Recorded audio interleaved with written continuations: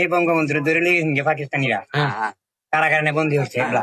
এই গানটা বাড়ি চলো যাই বাংলাবাসী কারাগার ভাঙ্গিতে যাই, বঙ্গবন্ধু শেখ মুজিবুর আনতে হবে ভাই।